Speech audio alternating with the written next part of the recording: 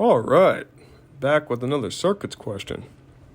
All right, the statement is, the current in a long solenoid is increasing linearly with time, so the flux is proportional to T, i.e. flux is equal to alpha T, where alpha is the proportionality constant.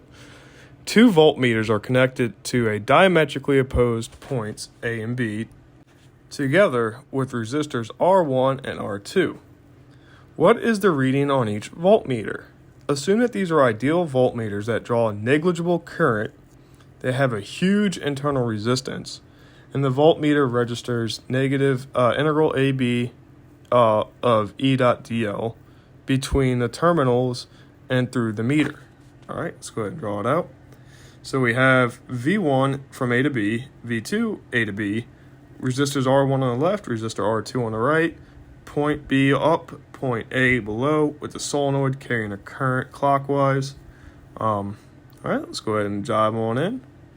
Let's see here.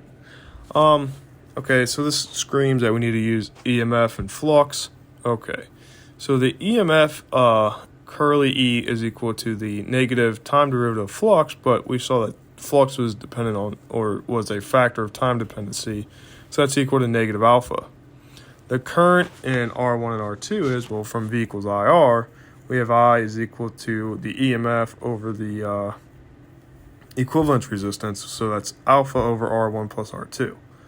Okay, and by Lenz's law, it flows counterclockwise. Again, since the flux, the magnetic field is pointing into the page, or the current is running clockwise, the magnetic field is changing, so we want to run counterclockwise to oppose this.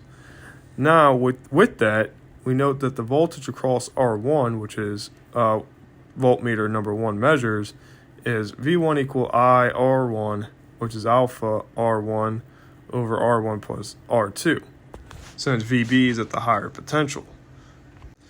And we see that V1 is equal to, and then V2 is equal to negative I R2 is equal to negative alpha R2 over R1 plus R2, where VB is lower.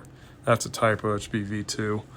But, this kind of makes sense if we're using the fact that the EMF creates a potential difference there, which is equal to in both of the current, in both of those resistors, since the solenoid is right in the middle of it.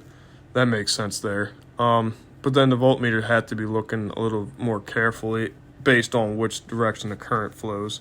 So that's where you get the positive and negative, and you're good to go.